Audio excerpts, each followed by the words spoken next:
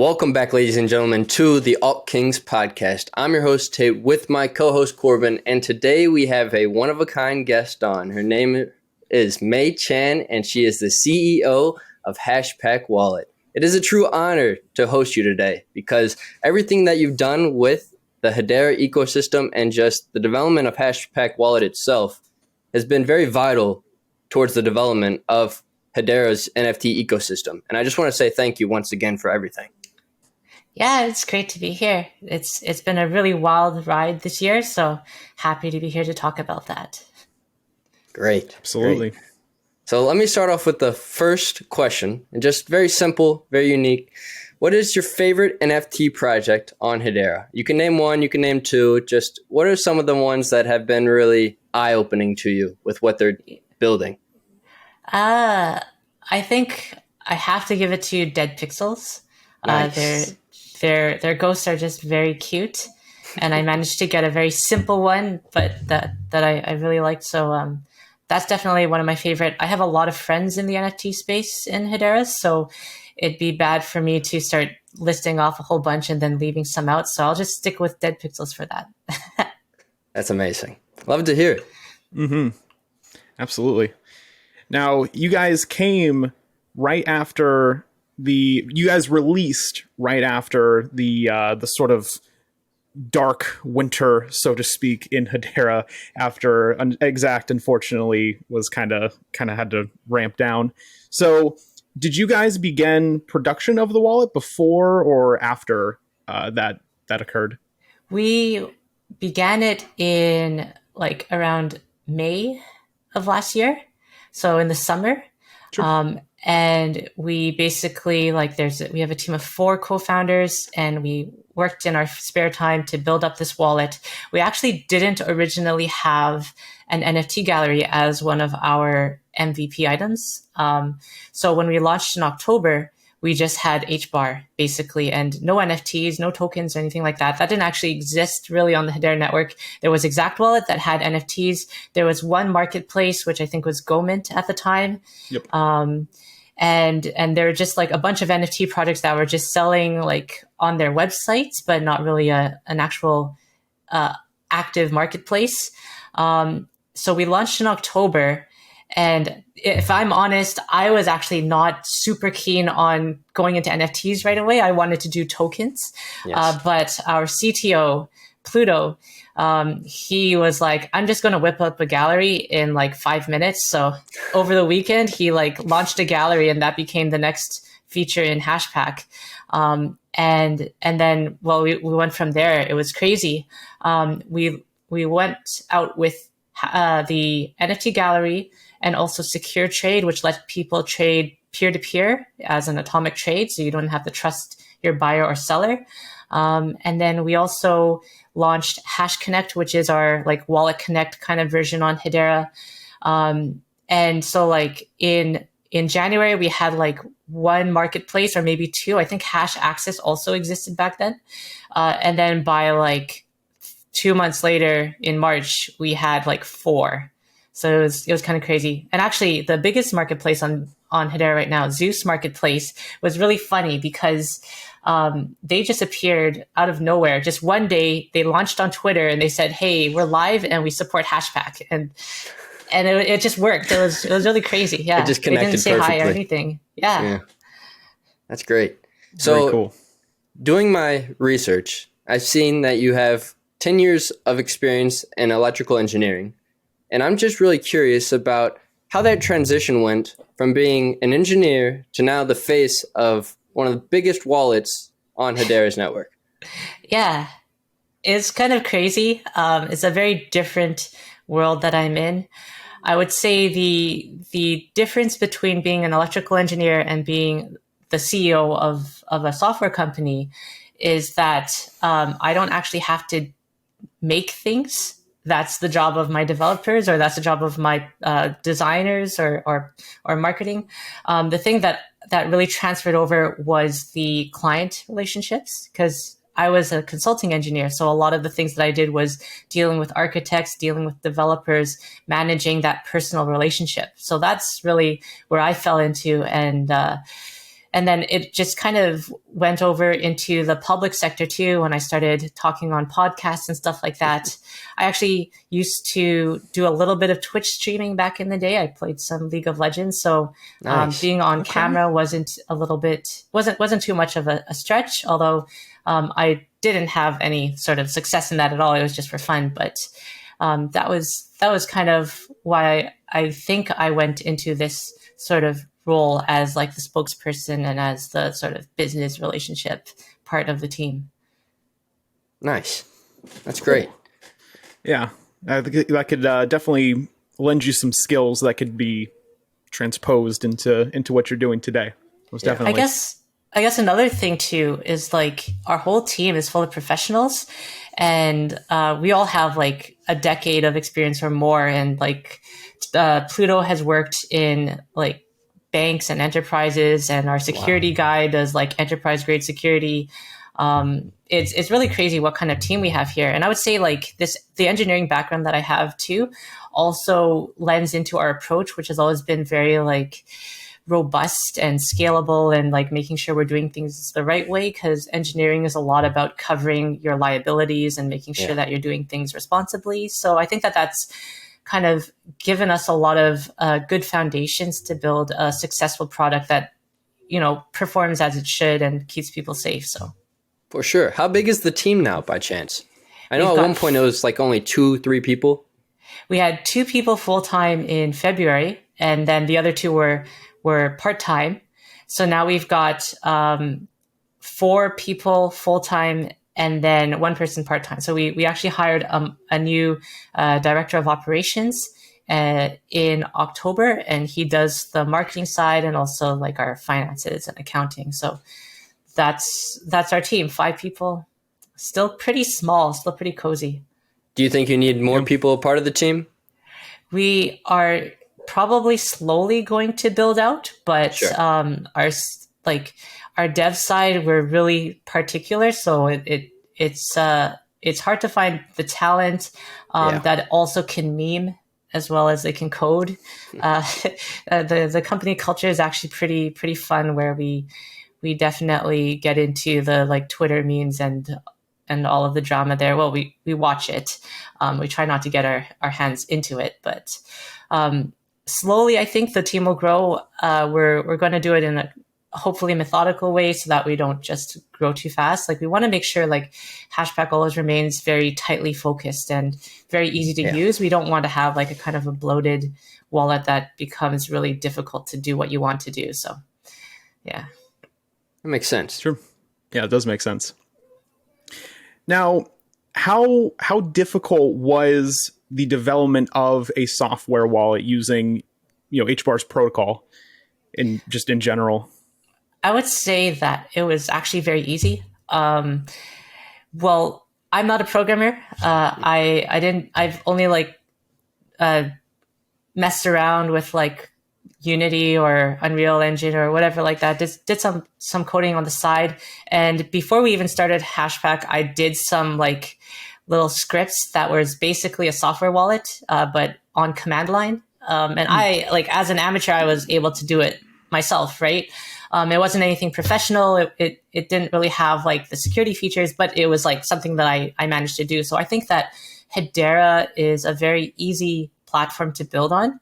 I definitely tried to get into Solidity and smart contract coding and stuff like that during my like hobby time. And that was always a mess. Like I really couldn't wrap my head around it. So I'm, for someone like me who isn't a professional, who just does things for fun and able to do something on Hashgraph just by fooling around, I think that really shows how easy it is.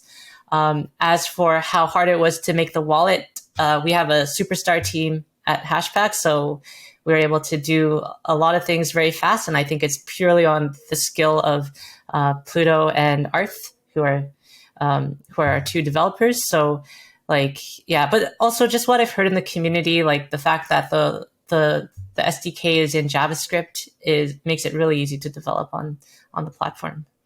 Without a doubt. Most definitely. Yeah. JavaScript is the easiest scripts to use. Yeah. Yep. cool. One of my favorite things about the Hashpack wallet is actually how anytime you want to receive an NFT, you have to associate the token with it. And that really stops a lot of these spam NFTs coming to your wallet.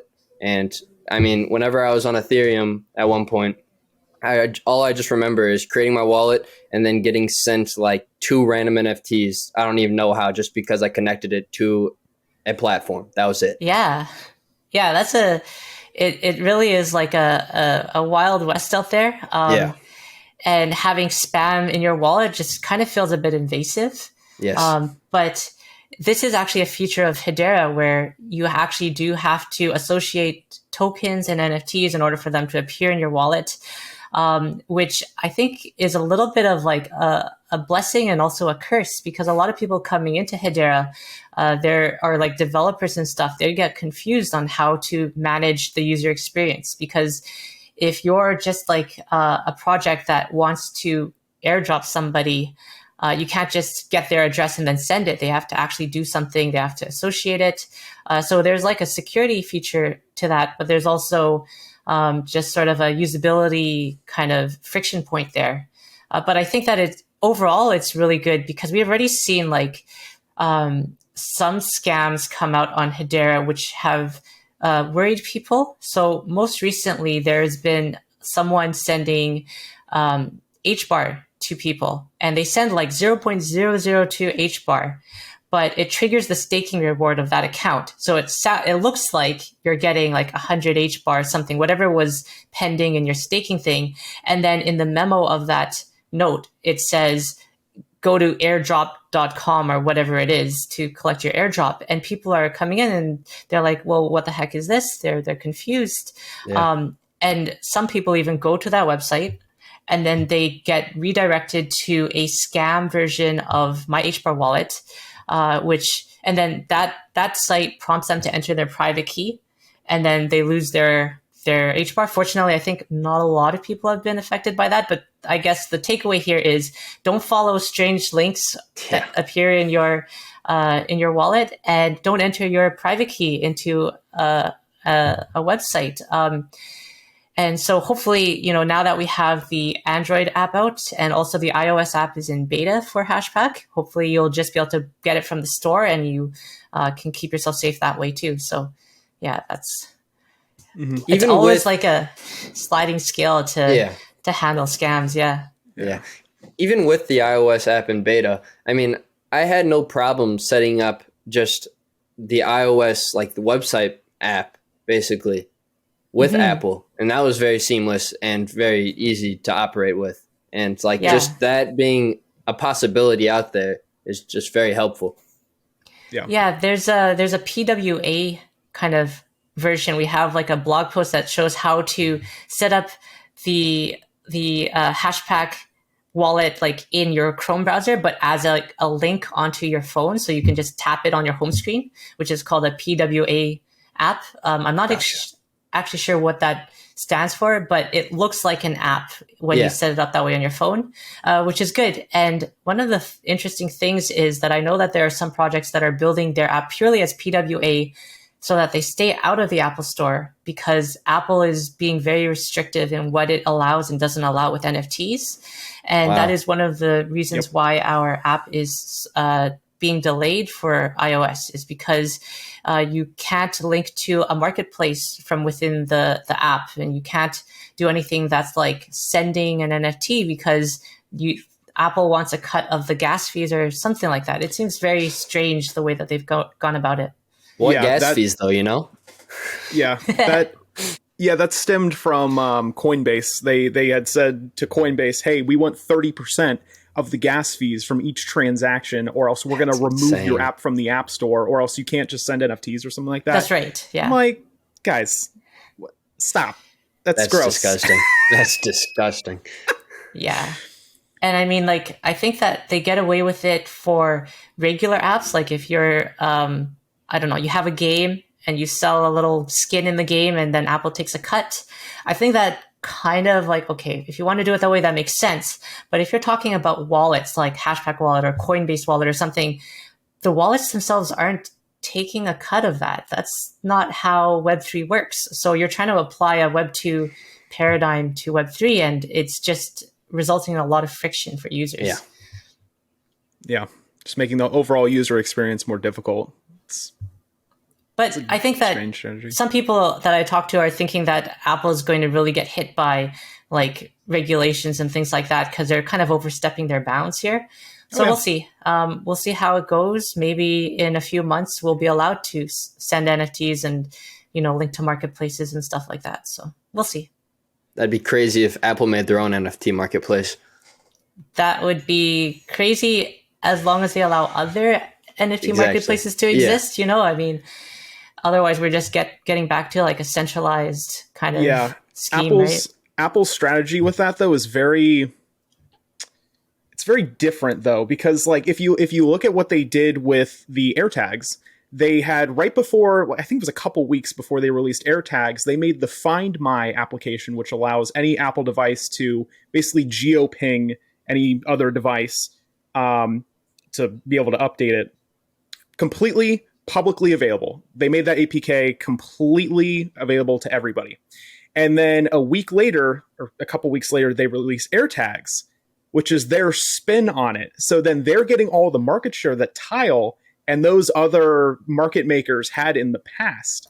Oh, so it's kind of divisive in the way that they go about things, because they'll have this good thing that they say like, hey, here's this good thing we're doing for all of the developers, and then they go and turn around and say, hey, there's this idea that somebody else has made long ago. We're going to go ahead and just right, and then just put it over here. So it's interesting. It's not manipulative. Yeah. It's a very interesting. I think that like all of these big companies are trying to figure out what the heck they're going to do with NFTs. And marketplaces like LG has their own marketplace now. You can like load it up on your TV. So that's we're seeing like the start of that, which is very interesting. And of course, all of it is very different than the decentralized NFT marketplaces that we're seeing in Web3, because these big companies are still stuck in a Web 2 sort of methodology and mentality, right? Yeah. It's difficult. It's going to be a lot of trial and error for these big tech companies to adapt to Web3 capabilities. Mm-hmm. But with that just comes a strong team like Hashpack has, you know? Exactly. Well, we've got a lot of like ideas going forward on how to like make NFTs on Hedera more fun, more engaging, how to bring Web 2 companies into the Web 3 side without just it being a cash grab.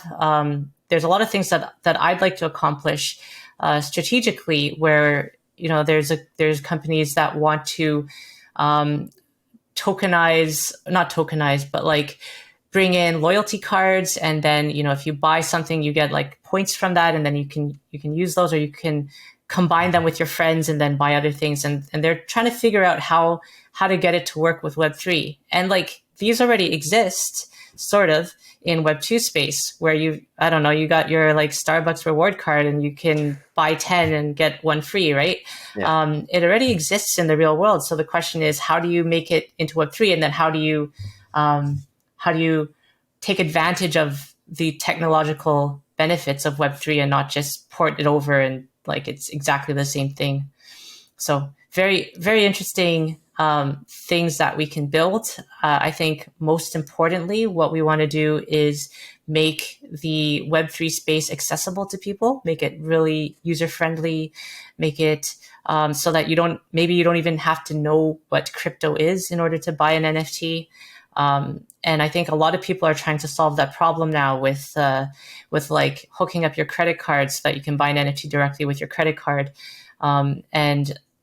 Reddit is a great example of like normalizing NFTs, where they don't even use the word NFT on their promo. They use digital collectible as the vocabulary, right? So I think, and look how successful Reddit has been, even though up until that point, everybody on Reddit hated NFTs. You know, they're just like completely divisive topic. But now everybody loves Reddit collectibles just because they rebranded it as something else. And they also made it so that you didn't like the collectibles themselves, to get it wasn't like you had to pay 100 ETH or whatever to buy it, right? Like, so it really tied into the collectible aspect rather than the speculation aspect. So.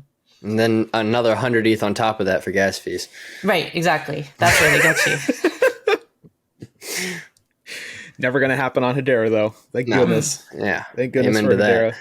So with the end of 22 in sight, what were some of the biggest obstacles you faced with developing Hashpack over this past year? Biggest obstacles. I think one of the ones that is less relevant now, well, still somewhat relevant, is like the user base on Hedera.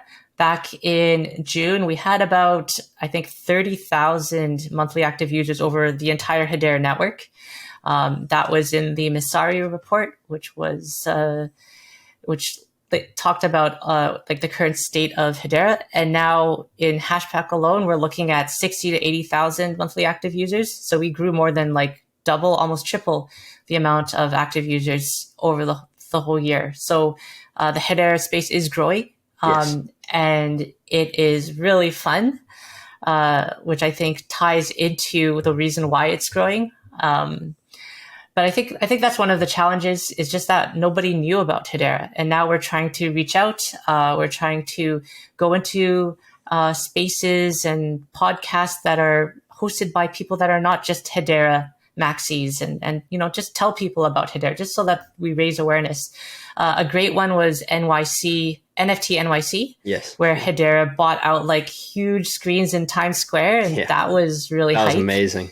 And they put like, all of the NFTs from the community projects, like they just spanned them all over New York. That was really fun. And I think we saw a big uptick in traffic just because of that one play. So I think it's really good. As for other growing pains, I think up until September, we were really having trouble because we didn't have a full DeFi ecosystem. We had the NFT marketplaces, we had NFT launch pads, we had a bridge, which was Hashport, but SaucerSwap only launched in like August, September. So we didn't have a DEX until the fall, and that also held us back a lot because people couldn't launch their own tokens and couldn't get them going. But now we have that, so I think that we're really on a good track. I think that there's now like 3-4 DEXs on Hedera, and a few more on the way that are yet to be announced, but they also look really good. So it's kind of like crazy where we are today versus where we are at the beginning of the year with only one NFT marketplace. And now we've got a full DeFi ecosystem that is slowly building up. It's really fun. And I think that 2023 will just grow just as big as ever. And of course, that is just the retail space. We haven't heard much from the enterprise side of things, but Hedera's shtick has always been enterprise adoption. And I'm crossing my fingers because all the people that I talk to that are into the enterprise space are really excited too, because they think that those enterprise use cases are going to come out. And for people who like Hedera and who like Hbar, I think that that's a really great thing that is happening basically in parallel to what we're doing. It has nothing to do with us. They're basically two different flavors of Hedera, but we're both of those trains are moving forward. And like, if one takes off, I think the other will take off too. So just crossing my fingers on that. Yeah, absolutely. And I can't help but wonder too, with the enterprise side of things, in one of Dr. Lehman's speeches, he had talked about that the Hedera Foundation is essentially creating custom dApps for all of the council members, essentially. And that was one of their like main things that they're doing. And I can't help but wonder if some of those dApps are going to trickle down to the rest of enterprise. And they're basically using that as like sort of like a breeding ground for ideas and stuff that they can eventually bring to market for other companies as well. Yeah, well, I think that if you look at the things that have been built kind of in the peripheries of the Hedera ecosystem, you see a lot of open source products. And I think that that's really where that's Hedera trying to show that like what can be done and give people a foundation to build on. I think that like a lot of the the projects, I don't really want to name the specific ones, but that have been funded by Hedera or the Hbar Foundation have specifically built things so that enterprise like use cases are taken care of. And I think on one hand, it's kind of like weird because other DeFi ecosystems don't do that necessarily. So I think it kind of skews the development of those dApps to be less relevant to retail because they have to be more relevant to enterprise. So that has kind of like skewed where the funds have gone because there are enterprise like needs. But on the other hand, we're still getting those applications and we still have those like natural, like organic projects that are building on Hedera, like Hashpack, like Saucer Swap, that take advantage of the technology that is being built by these projects. So I think we're going to see a lot more innovation in 2023 as well. For example, one of the things that that doesn't exist on Hedera right now is is full smart contract compatibility, which is something that they really focused on this year. And there's like a few more kinks to be worked out, but those are being fixed up so that like ideally, if you're an Ethereum dApp, you can just port over to Hedera, launch it on the Ethereum layer on Hedera, and then it just works. And some of the projects like Hashport and like HeliSwap are building things specifically and working with Hedera specifically to allow that to happen. And I think that is part of what we'll see, what we're seeing like from that enterprise perspective, because they absolutely need to have that kind of cross compatibility. Yeah. And that cross compatibility is already nice to have for just like a token perspective. Like natively in Hashpack, you can just straight up wrap Ethereum or Quant or like a lot of other ERC tokens. Does it support all ERC20 tokens, or is it sort of, it's a little bit tricky because you can make an ERC token on Hedera and link it up with HTS, which is the Hedera token service. And then it works in Hashpack natively. However, you could also just straight up launch an ERC20 or ERC720 token, or there's another one that I can't remember off the top of my head, but there are these protocols that are pure Ethereum, and those just live on the Ethereum layer and don't touch HTS. And I believe like the liquidity tokens on HeliSwap are like that. And when you use a pure ERC token on Hedera, currently, I don't think there are any wallets that support those.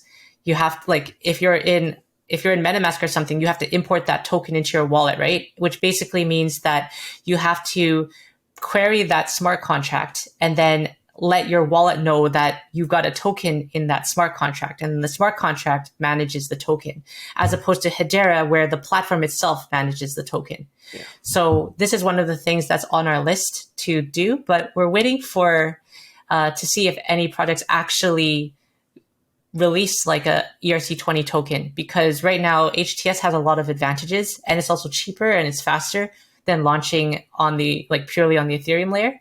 So currently the technical answer is if you're launching an ERC20 token or ERC720 token or something that isn't connected to HTS, it doesn't show up in the wallets on Hedera.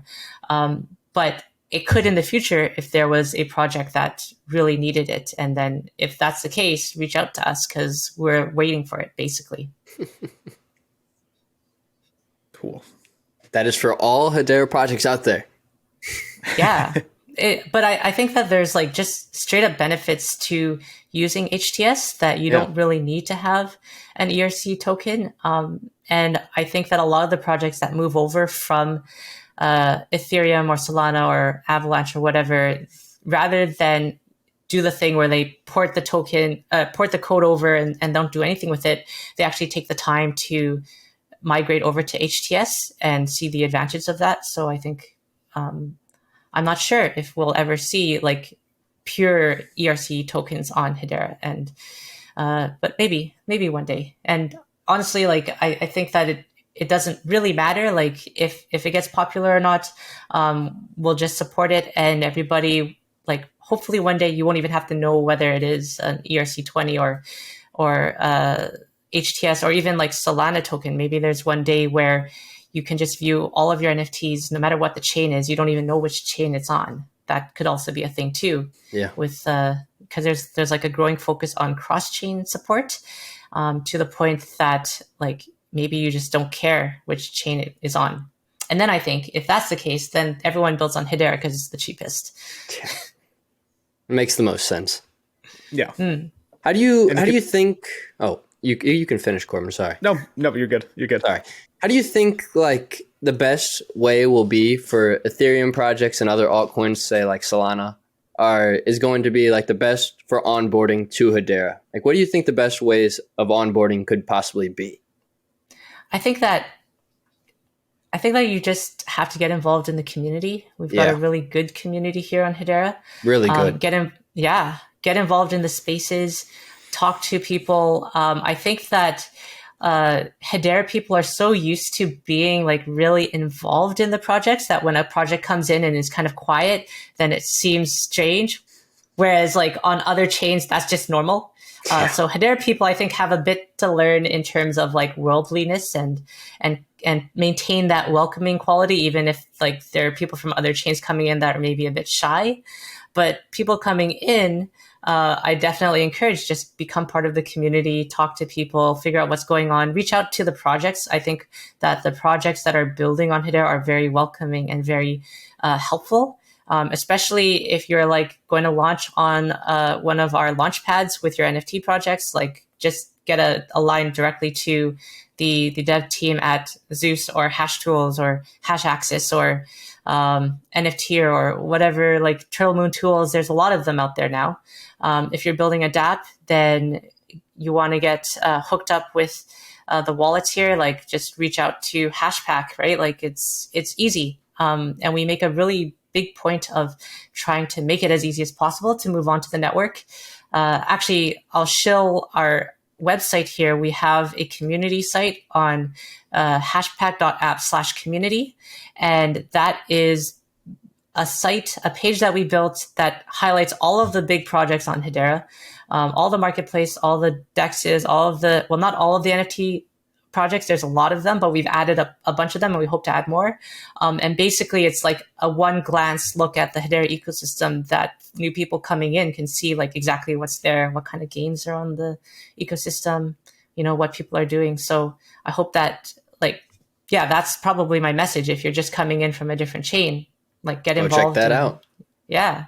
It's clever. And I mean, I don't think I've ever seen or heard of anything like that for any other chains out there. I mean, I really feel like if you look at Solana or like Ethereum, they're really just congested with just so many projects being developed and stuff, and just so much out there, but it's also so much unknown out there that not a lot of people really can find unless they truly dive deep into just the whole entire ecosystem. Yeah. And that was one of the things that I was like having trouble with is like I downloaded Phantom Wallet and I was like, well, let's get involved in Solana. And then I opened up the wallet and I looked at it and it was empty because I didn't have anything. And I was like, okay, now what? I don't know what to do. Like I looked on some marketplaces. I don't know which projects are good. It was very confusing. So like this community site that we built on Hashpack, I think that's one of the ways that we can help new users. We also have the dApp browser now where you go directly in the wallet. You can connect to the marketplaces or you can connect to hashgraph.name and buy a domain name or something like that directly inside of the wallet. And it connects you with a click and you're just there. You're interacting with the ecosystem.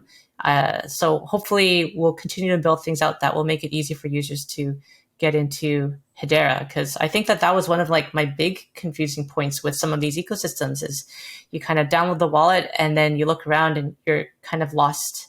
Yeah. All you see is the top leaderboards of all the projects who've already sold out or just continue to gain volume. Yeah, that was one of the things too. That's all you see. I was like looking. Yeah. I want to buy this thing. It's sold out. Okay. I want to look at this one. Oh, it's like 8 ETH. I can't afford 8 ETH, So it's no good. It's like setting a new baseline with Hedera. Instead of you paying $8,000 for an NFT, you pay $50, $100. Even for the blue chips, like a couple hundred. Yeah. And then once you buy at the mint, then it kind of, the numbers jump up. Yeah. there's this site. I'm going to show them even though they're not live. There's a site called NFTier that has a analytics page that they're building out. It's currently in alpha, I think, so it's closed, but maybe you can go check them out and give them a nudge.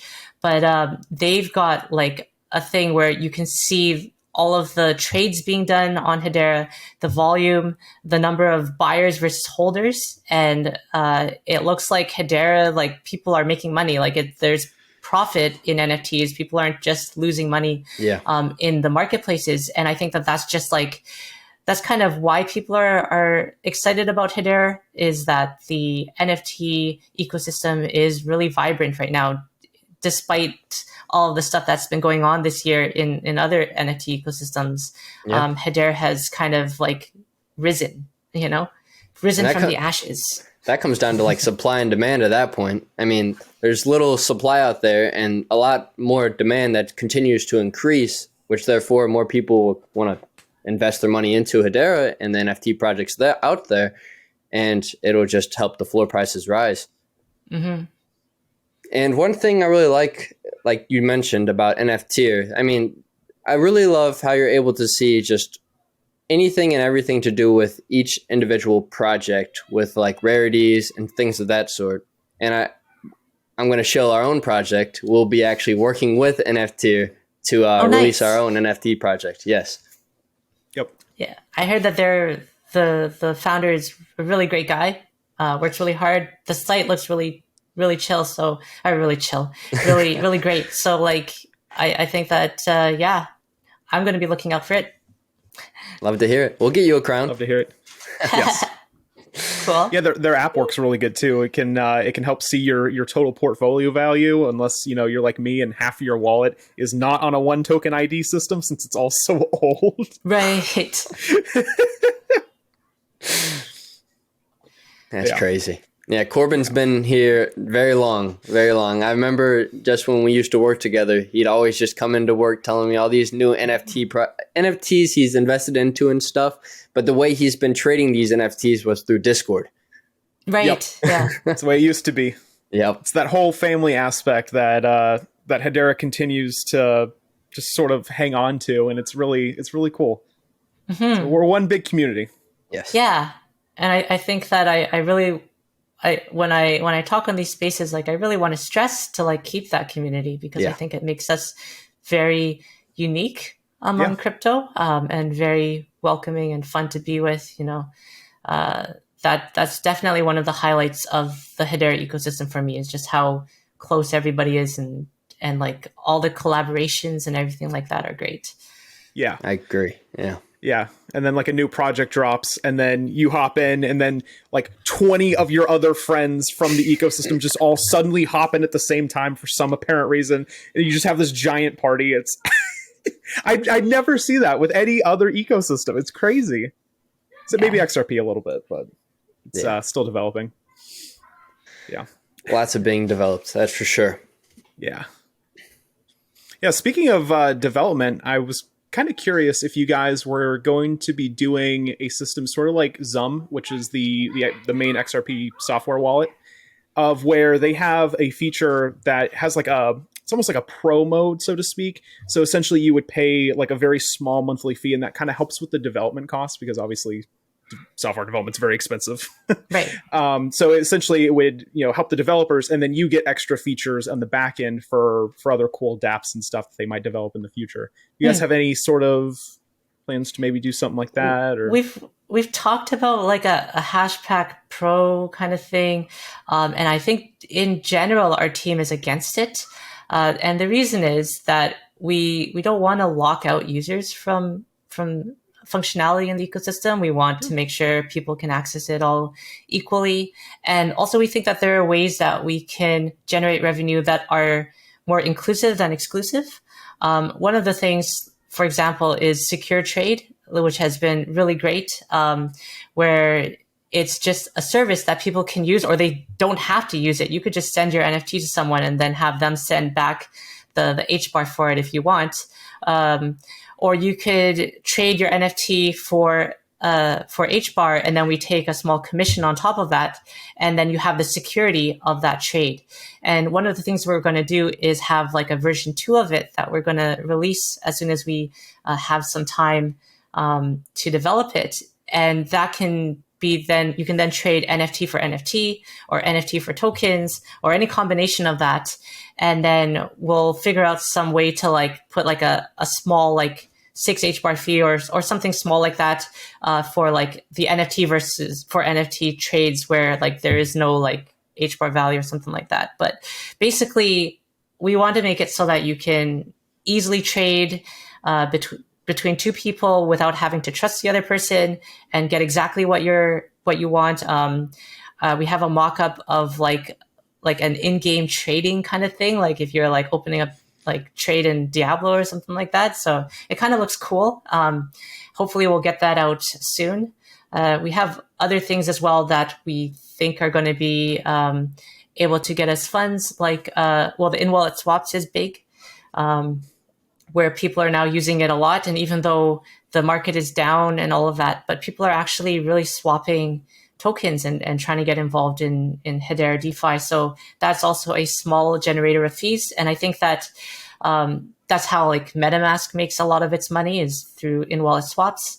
We're also doing some NFT collaborations and things like that, which haven't come out yet, but that will be a way of like getting involved in the community, building on that community aspect of it, and people can join in if they want, and then and get like a Hashpack or something like that. We're still working out the details, things like that, right? So rather than try to lock people into like paying a subscription or something like that, which may happen in the future, but at the moment we're trying not to build that kind of thing, just because we want to keep everybody involved, and you know, if they want to pay for something, they can pay for it, and if not, they can still use all of what's available on Hedera. So makes sense. I really love what you said. More inclusive than exclusive. That's really clever. And I mean, and it just fits that whole entire idea and vision. Fits Hedera. Just the it way is. the ecosystem is set up. It's perfect. And I think that's one of our strengths as well, is that we don't have like a lot of exclusive partnerships or things like that, where you can only use this wallet with this platform or this NFT on this website. Like you can only sell your NFT on this marketplace and not that one. Like we've worked really hard to make it so that all of the wallets have like equal opportunity to interact with all of these like NFT marketplaces, and all of the NFT marketplaces can see all of the NFTs. Like there's like a standard now that that all NFTs follow, so that if you want to start your own marketplace or you want to launch your own launchpad, you can, because it's all there and you can just do it, and then you're compatible, right? So I think that that's really something that I want to stress going forward, and try to keep everybody happy and working together. So. You said it best. Makes perfect sense. I mean, I have no other questions, Corbin. If you have some, by all means. Did we already ask about the high volume times? No, I don't believe we actually have. Okay. So another, I think this is probably going to end up being the last question, but I know a lot of people complain when Hashpack unfortunately does go down during these large, like, especially like for instance, like Hangry Bar booms, that mint was ridiculously huge. And everybody's like, why is Hashpack down? I'm like, guys, it's like a 5-man team. Chill. But what can be done as time goes on to sort of increase the amount of influx that the Hashpack infrastructure can withstand? Oh, well, on the one hand, it's already been done, but basically the way that it was a complicated thing where, let's rewind back to like early summer when we're really starting to see a lot of volume start picking up. And a lot of these big launches came out on Turtle Moon Tools. So I think there was the Dead Pixel launch that actually like shut down the Hashpack servers for the first time. That was crazy. Like there were just so many people logging in. It was higher than we'd ever seen it before and instantaneous. So basically, we got DDoSed by the community, and that was crazy. And so I think that mint took 8 minutes to sell out, and part of that was just like Hashpack getting unresponsive and stuff. But I would say that it wasn't just us, because some of it was the mirror nodes also not functioning properly because of the loads. And some of it was on Turtle Moon Tools as well, where they had to fix some bugs. And some of it was on us as well, where we were like, for example, one of the things we did was do a bunch of queries to the mirror node, and we had to get all of the NFTs at like one by one, or all of the fungible token information, and that was a lot of load onto the mirror nodes. So one of the things we did was really streamline our calls to the mirror nodes and also buff up our servers. And actually, we did buff up our servers for the Dead Pixels launch, and it went over what we expected, and we crashed, which is the first time. Like even before that, there were bigger and bigger mints, and we never crashed. We just lagged. But on the Dead Pixels ones, we crashed. And then we knew that only a few weeks after the Dead Pixels launch, there was the Hangry launch, and that was going to be like 3 or 4 times the size, and that was going to be crazy. And so we actually contracted someone from the community who is a really amazing developer, and also like an elite one at like one of the big development companies, which I won't name, but we contracted him to set up the scaling solution on our servers. And we also talked with LedgerWorks, who is our mirror node solution, and they also like bolstered their systems, and like each time they had to like bump it up. I think that Hangry Barboons ended up being 10 times the amount of traffic as Dead Pixels. Yeah, It was nuts. It was crazy. That is nuts. But I think that, and correct me if I'm wrong, did Hangry have issues? Because I think we solved actually a lot of them for the Hangry launch. During All public, yeah. Yeah, it was the Turtle Moon Tools. Yeah, it was at 4:44 a.m. Everything was getting DDoS. Everything was just bad. Right. Yeah. And I think that after that, we actually solved a lot of those things, and also Turtle Moon Tools. Every single time they fixed a bunch of stuff, and so I think the service has been getting better and better and better.